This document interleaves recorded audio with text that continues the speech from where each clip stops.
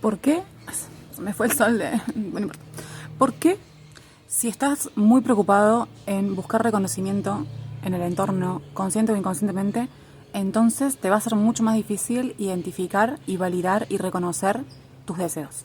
¿Y por qué traigo esto? Porque estuvo saliendo el tema en muchas sesiones de astro y de tarot y de terapia junguiana de las últimas semanas, el tema del deseo. Las personas lo traían sin darse cuenta de manera inconsciente y ese era el tema. Además, yo hice un video hace poco que ya subí a la mayoría de mis plataformas que me salió a hablar espontáneamente justamente de esto, del miedo a nuestros propios deseos y cómo este es un patrón humano repetitivo y que opera generalmente de manera inconsciente y es muy limitante. Y además, no tiene privacidad.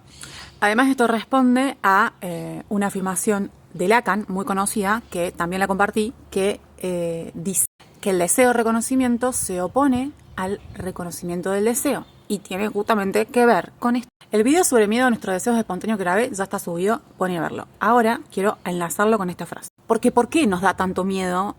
Y es algo que está tan invisibilizado, el tema de que nos da miedo nuestros deseos. Porque en general lo que pasa es que el reconocimiento de nuestros deseos se nos hace como muy difícil de alcanzar con nuestra conciencia porque se antepone, esto tiene que ver con una cuestión de desarrollo cultural, un montón de cosas, al deseo de ser visto y validado por el entorno, por el otro, al deseo de pertenencia. Entonces, ¿qué pasa? Llegar a admitir y a ver que muchos de nuestros deseos profundos están en tensión a lo que nosotros construimos como este imaginario de lo que el entorno desea de mí, o a que estas máscaras que construimos, que sostenemos de adultos muchas veces para caer bien o para seguir respondiendo a lo que el entorno ya identificó como que es nuestra identidad. O sea, no es fácil romper con esas cosas, pero hay puntos donde es súper necesario pasar a visibilizarlo, a pasarlo a conciencia y a enfrentarme, con el laburo emocional que implica darme cuenta que le tengo miedo a mis propios deseos y darme cuenta de que mi vida puede convertirse en algo miserable si yo sigo reprimiendo esos deseos. Entonces, por un lado, primero visibilizar que todos tenemos algún grado de deseo de reconocimiento. La familia, el entorno, la pareja, les amigues, lo que sea. Es decir, ser visto, ser validado, ser aceptado por el otro. Esto nace del orden de lo simbólico.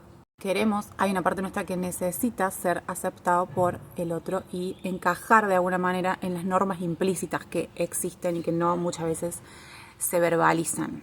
Entonces hay algo de ser amado bajo las reglas del otro y encima esto nunca se habla, ¿no? Por eso soy tan del palo de verbalizar y que en la comunicación se puedan explorar estas cosas. Entonces, esto nos da la pauta de, bueno, cuánto en contraposición está esto con lo que realmente deseamos, y ahí está el desafío de reconocer lo que realmente deseamos, que puede ser cualquier cantidad de cosas. Un deseo a lo que sea, a conectar con una persona, o a viajar, o a lo que sea, o a, no sé, ir por una dirección o por otra, pero me creí o inconscientemente estuvo operando en mí un montón de parámetros, mandatos, sensaciones de deber ser, racionalizaciones que mi mente siguió en base a lo que ya conocía, o sea, las programaciones viejas, no, esto no es para mí, o sí es para mí, o cómo, bajo qué criterio, mareo, confusión, ¿no? Y que siento igual, me siento capaz miserable ante la vida, no me siento feliz, porque en realidad estoy negando una parte de mí súper vital que tiene que ver con mi deseo, y como el deseo está demasiado asociado al miedo, en este caso, porque sería el pánico a sentir que entonces pierdo mi identidad, más o menos, si voy en búsqueda de ese deseo, y ese miedo puede ser muy estructurante, o sea, paralizante, entonces me siento que estoy perdido. Pero lo paradójico es que en realidad más me pierdo cuanto más me fragmento y me alejo de mis emociones y de mis deseos y de permitirme verlo y atravesar las emociones con el cuerpo y darme cuenta de que entonces igual no me morí si lo visibilizo, si lo admito, si lo verbalizo, si me permito esa contradicción hasta que algo se acomode y reacomode en mi vida para poder ser más fiel a mí mismo.